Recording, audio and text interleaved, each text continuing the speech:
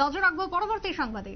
আরজিকর ঘটনা থেকে শুরু করে নারীদের উপর লাগাতার আক্রমণ গোটা দেশ জুড়ে বাড়ছে, আর তারই প্রতিবাদে এবার মাঠে নেমেছে সারা ভারত গণতান্ত্রিক নারী সমিতি। ইতিমধ্যেই তারা হেডকোয়ার্টারের সামনে ডেপুটেশনে মিলিত হয়েছেন। পুলিশ মহানির্দেশকের কাছে তারা অভিযোগ জানিয়েছেন। ঘটনায় দ্রুত শাস্তির দাবিতে সরব হয়েছে সারা ভারত গণতান্ত্রিক নারী সমিতির নেতৃত্বরা। আরজিকরের ঘটনা এই মুহূর্তে গোটা দেশের একটা অন্যতম ন্যক্কারজনক ঘটনা হিসেবে বিবেচিত। তার পাশাপাশিও নারীদের উপর আক্রমণ যেন লেগে রয়েছে। রাজ্য থেকে শুরু করে দেশ তথা দেশের বাইরেও নারী নির্যাতন বাড়ছে ক্রমশ। তারই প্রতিবাদ সারা ভারত গণতান্ত্রিক নারী সমিতির। কি বক্তব্য উঠে এসেছে নারী নেত্রীর, শুনুন। একটা ডেপুটেশন প্রোগ্রাম ছিল। ডেপুটেশন প্রোগ্রামের বিষয়বস্তু ছিল সম্প্রতি রাজ্যের নানা প্রান্তে আপনারা দেখেছেন পত্রিকায় এই কাঞ্চনপুরে একটি মেয়ে যেভাবে নৃশংসভাবে খুন হয়েছে, আপনারা দেখেছেন বিশালগড়ের ব্রজপুরে একজন মহিলার শ্লীলতাহানির ঘটনা ঘটেছে, আপনারা পত্রিকায় দেখেছেন মহেশতলাতে সুভাষনগরে নবছরের একটি শিশুকন্যা ধর্ষিতা হয়েছেন, বটতলা বাজারে পরপর দুটি ঘটনাতে বয়স্ক মহিলা মেয়েদের উপরে শ্লীলতাহানির ঘটনা ঘটেছে। এগুলোকে নিয়ে আমরা পুলিশের মহানির্দেশক মহোদয়ের কাছে ডেপুটেশনে এসেছিলাম। উনি জরুরি কাজে বাইরে গেছেন, তো ডিআইজি সাহেব যেন নাম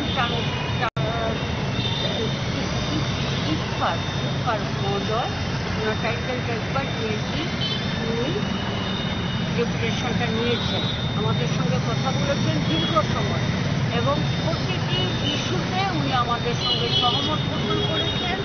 এবং আমরা বলেছি আপনারা ছবিটা নিয়েছেন আমাদের চার্টার অফ ডিমান্ডে, যে চার্টার অফ ডিমান্ডের ভিত্তিতে ওনারা বলছেন যে আমরা আপনাদের সঙ্গে একমত। উনি বলছেন যে আমি যেখানেই যাচ্ছি সেখানে মেয়েদের ইজ্জত সম্মান নিয়ে কোথাও কোনো ঘটনা ঘটলে আমি সেখানে তাৎক্ষণিক পদক্ষেপ গ্রহণ করছি।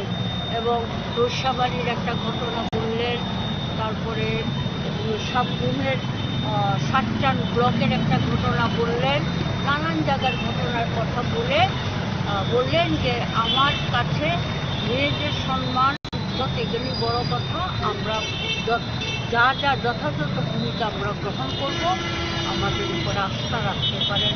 আমরা আমাদের কথা বলেছি যে এই রাজ্যে নারী নির্যাতনের ঘটনা যেভাবে বৃদ্ধি পাচ্ছে, আগামী দিনে ত্রিপুরারা রাজ্যটা হবে সারা দেশের মধ্যে নারীদের ইজ্জত সম্মান দৃঢ়তার শীর্ষস্থান দখল করে নেবে।